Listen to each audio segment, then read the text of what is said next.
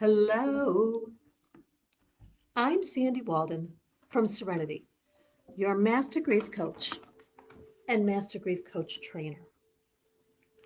Why? Isn't it remarkable how such a small little word, 3 letters, can consume us to such an extent? Why didn't that driver look where they were going? Why did they hit my person? Why has this person had a charmed life and mine suffered so much? Why that brand new newborn? Why? It's a fair question. It's natural and normal to ask that question. I've never talked to anybody who's grieving a death who hasn't asked it in one shape, form, or another. And I want to tell you, it's okay to ask why. To ask it as long as you need to. You may get answers, and that might bring you some resolution. You may not get answers, in which case we have to find a new way to make peace with that. No matter what, even if you know the why, that in itself does not bring what people call closure. I'm not quite sure what that would be anyway. It's another piece to the puzzle for many of us. Now, I've lost an awful lot of people in my life that I do know the why. And I think about my son. Mike died 10.5 years ago at the time of this recording. He ended his own life, so he died of suicide. And I don't have a why. I've been told by so many people that only someone who is dealing with mental illness would end their own life. That might be true. I don't know. To the best of my knowledge, Mike did not deal with mental illness. That doesn't mean he didn't. It just means I don't know. Here I am all of these years later. I don't have a why. I've learned to be okay with that. What about you? Do you need an answer? The truth is, again, my son died of suicide, so I talked to an awful lot of people who lost someone to suicide. And as far as I'm concerned, it's just one more way to get to the other side. But I've not seen those who know the why grieve any less. Perhaps a little differently, but not less. So that's something that really matters, isn't it? That having answers doesn't take away, it shifts. Perhaps it puts a puzzle piece into place. But even if we know why, then we often have more questions. I think about the people that I love and care about who died to cancer. I understand the cancer ended their lives, but I wonder why that person. I wonder why there wasn't a treatment that put an end to it. There's someone I think of, and I don't even know how many times this person had cancer throughout their lives. Why did it keep visiting them? These questions are normal. They're natural. It's okay to ask them.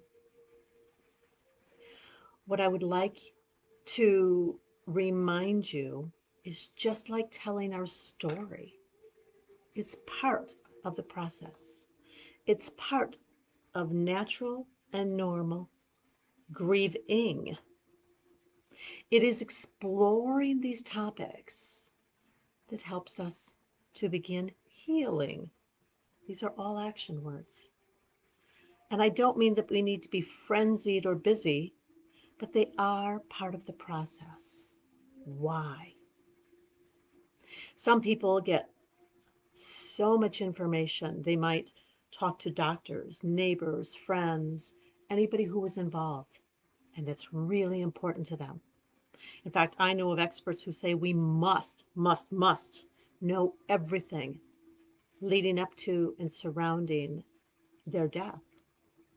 I respect them, but I also respectfully say that that too is unique to each of us. There are certain details I will never know, and I've chosen not to know. It was a deliberate choice for me, and that feels better. It has helped me to heal. When I talk about why, it has a lot of components. As I say, I think about those people that I love and care about who died of heart disease or cancer or diabetes. And I'm very aware that understanding that why has really encouraged an awful lot of people to contribute to research and to take better care of themselves, take some ownership over how they lead their lives, what they eat, how they exercise, what their environment is like. So, do you see how that why makes a big difference? Many people who have lost someone to suicide play a very, very active role in suicide prevention. And yes, some suicides can be prevented, but I don't believe all of them can. Why? Maybe ask yourself, what will why do for me if I have answers? Does that help me? Why am I asking why? Again, so many people I think about and I know and care about, clients, lost someone to suicide. It's often mental illness, it could be addiction. But guess what? There's so many other roads that lead to suicide. Let's be aware there's not only one answer to any of these questions. They're multifaceted. They are as diverse, as unique as the one we love is. So go ahead and ask why. Go ahead and tell your story. May it bring you peace. As we explore, sometimes it's another box that we can check off, and that can be really helpful. Listen to yourself. Listen to what your emotions are telling you. Do you feel healing? This is a little at a time. As you explore, notice when you need to rest and say, okay, I need to let that information sink in, feel what I feel, and then allow yourself to be guided as to where you go with it. Do you explore more? Do you dig deeper? Do you? What do you do with it? How is it helping you?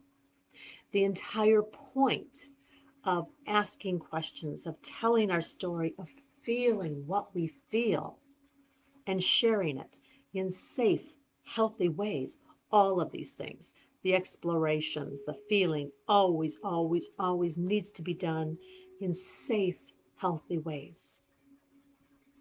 Trust yourself to go at the pace that's right for you. You'll know when you know enough for right now.